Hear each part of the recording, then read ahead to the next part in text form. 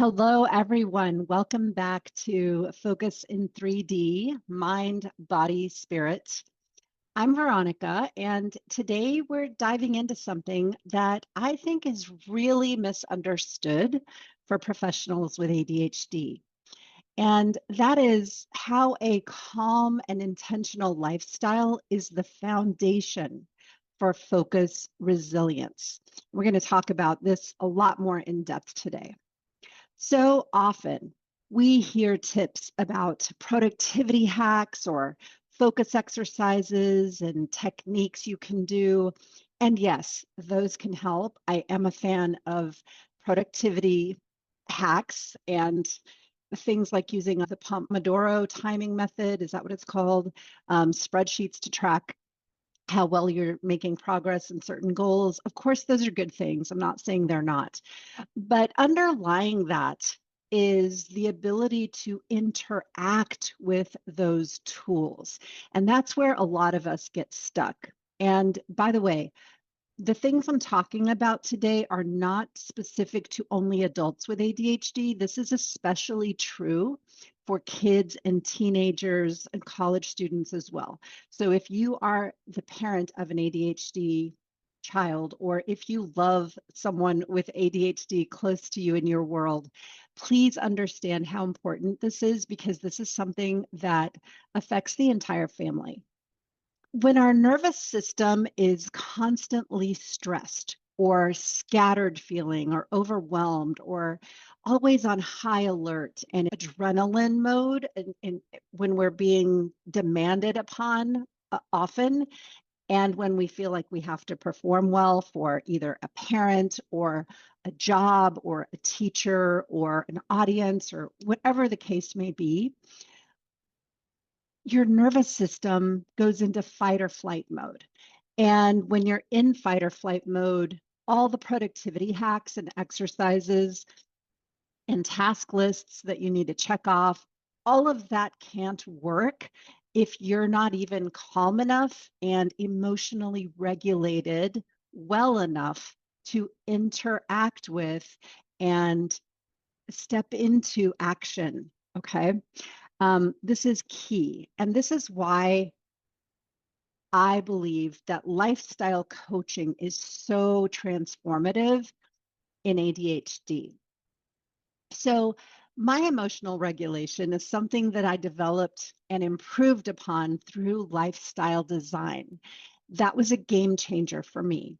And by lifestyle design, I mean your home, your physical and spiritual and emotional environment, your schedule, your routines.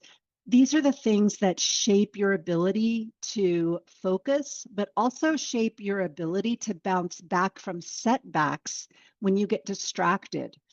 This is crucial because this is exactly the foundation of how I built and why I built Focused Mind Coaching, right? I shared with you in the last podcast episode that I was constantly making goals for myself and starting on them. I was taking the first 2 or 3 or 5 steps even. But before you know it, when life would throw me a curveball or when I would get distracted by something, I would easily veer off course. And the longer I stayed off course, the harder it was for me to turn back and get back on track. And so this is why this work is so important to me, because I've lived it firsthand. And I want to share a little bit of my own personal experience. About 10 years ago, almost 10 years ago, found myself starting over from scratch with building a household, building a home. My then husband and I had separated and divorced, and I had to take the steps necessary to set a new life for myself. All of a sudden, I had agency over my living space, the energy within my space, and my living environment.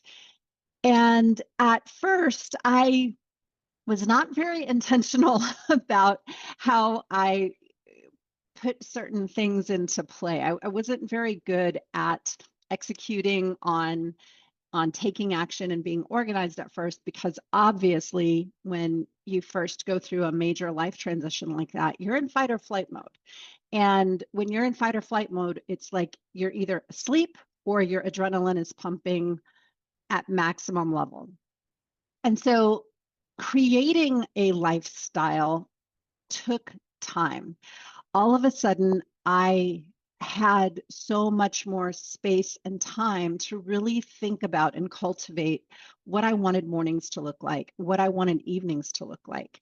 And I also had to navigate what I wanted my mornings to look like when I was alone versus when my kids were home and with me, because my kids were going back and forth. So there was a lot of uncertainty. There was a lot of unpredictable changes that would come about. And I was constantly just in reaction mode. And I felt for a long time, probably the first handful of years, that I was constantly running from one crisis to the next as we all got used to living a new lifestyle. And so my brain was never calm. And therefore, my focus suffered, but not just my focus. Obviously, my ability to regulate my emotions also suffered. And that's not purely a product of ADHD. That's a combination of, in my case, at this specific time I'm talking about in my life, a product of my ADHD mixed with difficult life circumstances. And why that's important is because whether you have ADHD or not, you are always going to face difficult life circumstances. That's part of the human experience. And when you're going through that, I just want to make an aside comment here and say, be patient with yourself. Give yourself a lot of grace.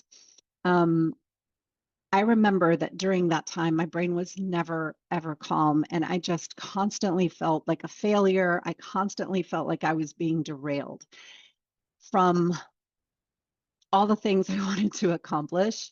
And so if you have felt that way too, I want you to know there's nothing wrong with you.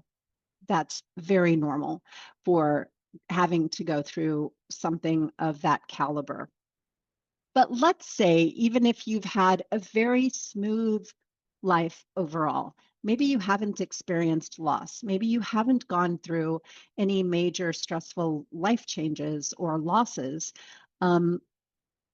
you're still going to struggle with emotional regulation more so than the average person if you also have ADHD. But here's another thing I want you to consider. Even if you don't have ADHD, if you are succumbing to all the distractions of our digital world on a daily basis, that is a prime recipe for emotional dysregulation. And this is one reason why we counsel parents so much to not allow kids to use too many electronics or have too much time on electronics on a regular basis, because it wreaks havoc on their mental health. But guess what? The same happens for adults too. So I'm rambling a bit just to let you know that I had to decide that I needed to design a calm and intentional lifestyle. Everything shifted once I did that, not just for me, but for my children as well, who I'm sharing my space with. And if you have no other take home today from today's message, and you don't live alone, if you live with family or friends or partner, I want you to know that designing a calm lifestyle is probably the biggest gift that you can give, not only yourself, but also to the people around you who share your life with you, because they also benefit when you are feeling more calm, when you are feeling more focused, and when you're feeling more emotionally regulated. And what I mean by that is, like, emotional dysregulation is when you're constantly on edge, you're constantly irritable. The slightest thing set you off into either anger or frustration or just sadness and anxiety. And instead of being able to have some emotional resilience with the ups and downs of life, it's like everything is a drama for you. And that's exhausting to have to live that way. And believe me, you're not alone. I went through that. And let's be honest, I still go through those ups and downs sometimes, but at least now when it happens to me, because I have the skills and because I have the awareness that has transformed my life, I am much more able to be resilient and turn back around, pivot from the chaos to pivoting into a calm, what I like to call my green space. Because to me, green is a very calming color. It's the color of nature. So for me, calm is green. What is it for you?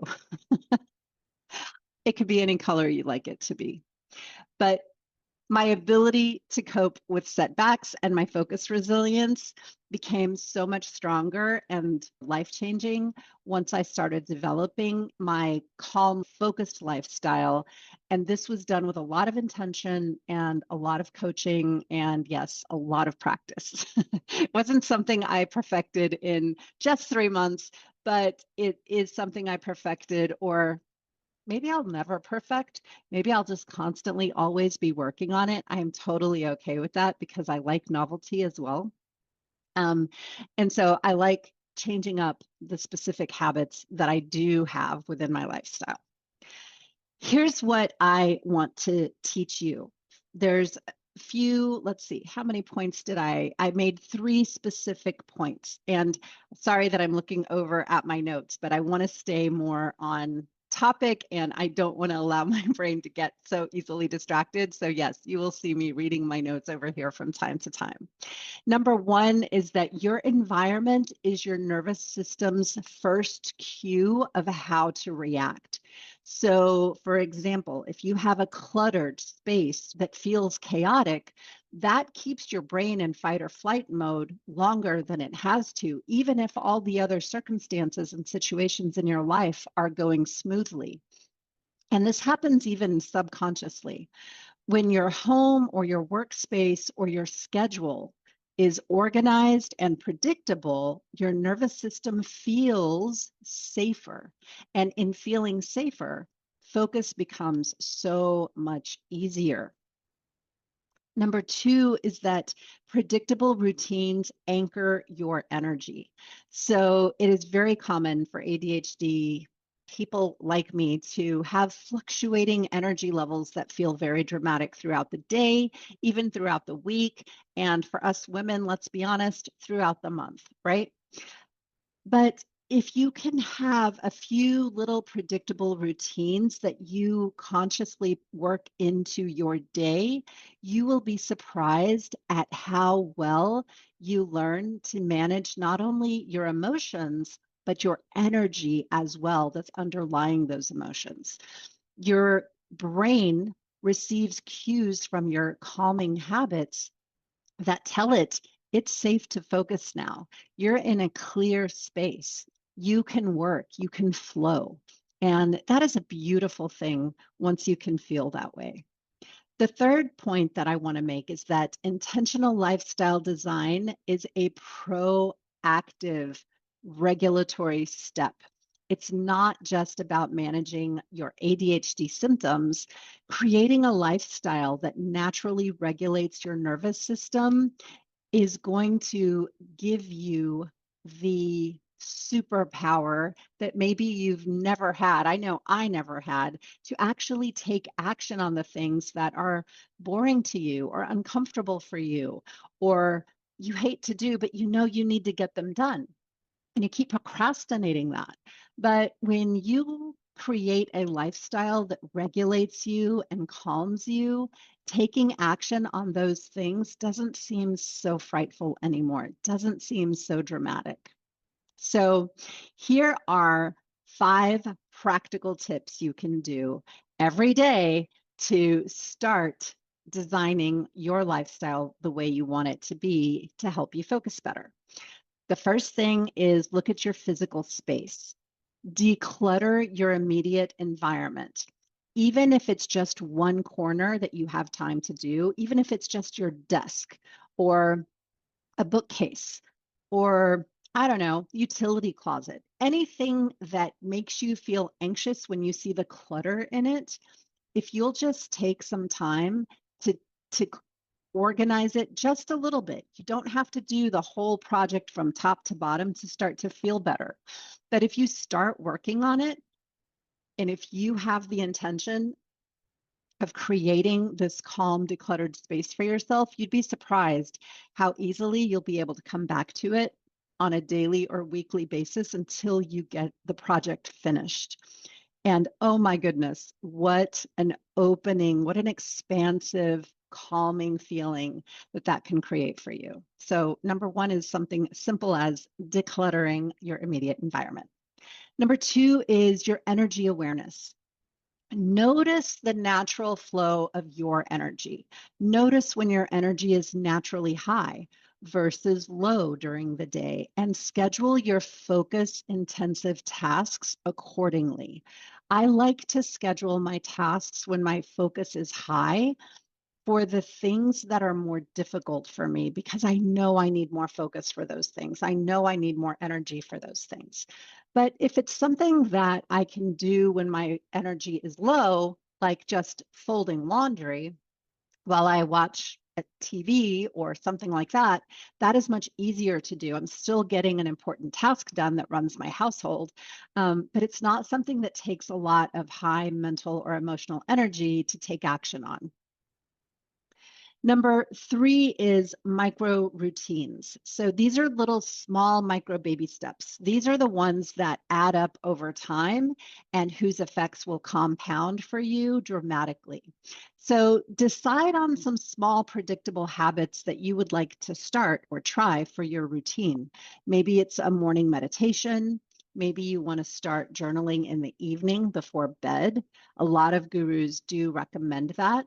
I personally am too tired to journal before bed, but a lot of people do it very well. I have no problems getting into bed and putting my head on that pillow and falling asleep in 30 seconds. So for me, that habit doesn't work. But if your energy is higher at night, journaling might be a very nice way to start winding your energy down so that you can fall into sleep that's restful and high quality.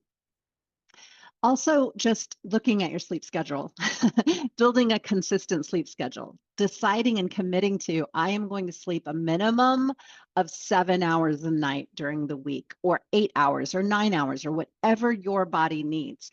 But I know so many high performing women who are moms, who are professionals, who are entrepreneurs, and they are burning the candle at both ends, so to speak, meaning that they are going to bed really late, maybe as late as midnight or later, and they're having to wake up at 5 or 5:30 in the morning, and they're going on 5 hours of sleep is their average. And they know they're tired, and they know that they're exhausted, and they know they're overwhelmed, but they haven't yet been able to set an intention for themselves or receive coaching on how to do that in a practical way, in an actionable way, because their demands just feel like they're just way too much. The fourth tip you can do, or the fourth thing that I want you to pay attention to, is digital hygiene. Yes, do not check social media right before bed when you go to sleep, and do not check it first thing in the morning. If you can just do those two things, not look at your phone for 30 minutes before bed and not look at your phone until 30 minutes after you wake up, that will be a huge game changer for you. So many of us in this world of technology rely on our digital tools, our phones, our laptops, our computers, our TVs. We just rely on these things so much, and we need to for business or for school, but we have to be strong about creating boundaries around that. It's okay to the extent that it makes us more productive and more successful in our projects, but it's not okay if it's overstimulating your brain and you're constantly jumping into reaction mode in the morning because you're reading emails or checking bank accounts or checking social media. You're constantly already now in comparison mode to the world around you. And that is going to wreak havoc on your attention, on your emotional regulation, and on your feeling of calmness, because you're going to wake up already feeling like FOMO, right? Like, oh my gosh, I just opened my eyes and everyone else is posting but me. That's not okay, guys. You don't need to do that. So please check in with your digital hygiene. And number 5, and probably most important, is check in with your emotions. You know, when you first wake up, something that's really helpful that I learned from my coach is kind of doing an energy check in. What energy am I waking up with today? And when I am aware of what energy I wake up with in the morning, it really helps me to identify the emotion that goes along with that energy and gives me a guide to where I want to go throughout the day. So some days I wake up feeling very rested, almost euphoric and happy. I'm more of a morning person now in terms of my energy and productivity. I don't like to be too social in the morning. I do love to do thought work in the morning, writing and journaling and getting things done. So that's when I'm high energy. Notice when you're high energy and what emotions come along with that. There are some days when I wake up feeling tired, or I wake up feeling kind of depressed, or kind of anxious about something, or worried or on edge. And that's totally normal too. The key is being aware of it so that then you can take the appropriate actions to calm yourself down. Like, I woke up feeling anxious this morning. I think I need a guided calming meditation because my mind is too wired right now to meditate into my day on my own. So guided meditations are a great tool for that. But check in with your emotions and how they fluctuate with your energy waves as well throughout the day. Oftentimes, when I get home from work, I'm depleted and exhausted, and I may not be sleepy per se, but I'm just so drained from having been on a computer all day or having had to talk all day that I need a good hour to just rest and transition before I get my second wind for the evening. And by nature, I am not high energy in the evening. So that's important for me. That transition time really makes all the difference. But that has come from me learning to be aware of my emotional fluctuations throughout the day and how they relate to my energy fluctuations throughout the day. So listen, you can start building a calm lifestyle for yourself. Focus resilience isn't just a skill, it's a natural byproduct of living a calmer, more intentional lifestyle. Setbacks still happen, distractions still happen. Nobody's life is perfect, and nobody's skills are perfect around that either. That's the beauty of being a human, is that we all do change and fluctuate, but your nervous system will be able to handle them more gracefully once you set that intentional lifestyle habit and the intentional lifestyle environment for you to function in.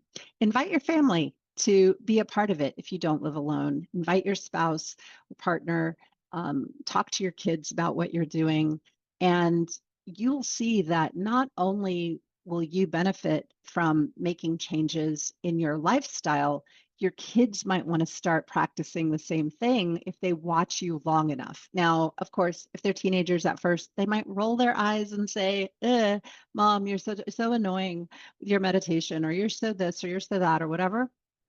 Don't worry about it. In one ear and out the other. Set the example, because kids will remember what you show them and how you live much more so than anything else. So I do invite you to make that change. In my show notes today, I do have the PDF checklist with those 5 actionable steps. It has some additional tips in there as well that can help you. It can be a guide for you. You can download the PDF, print it out, use it for yourself, or you can write it in your journal, whatever is helpful for you.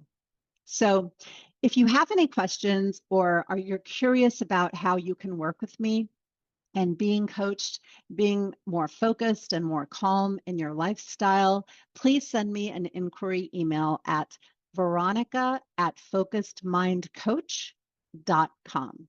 I'll leave the email in the show notes as well. I would love to hear from you. Please have a wonderful week and remember to stay focused in 3 dimensions: mind, body, and spirit. Thank you.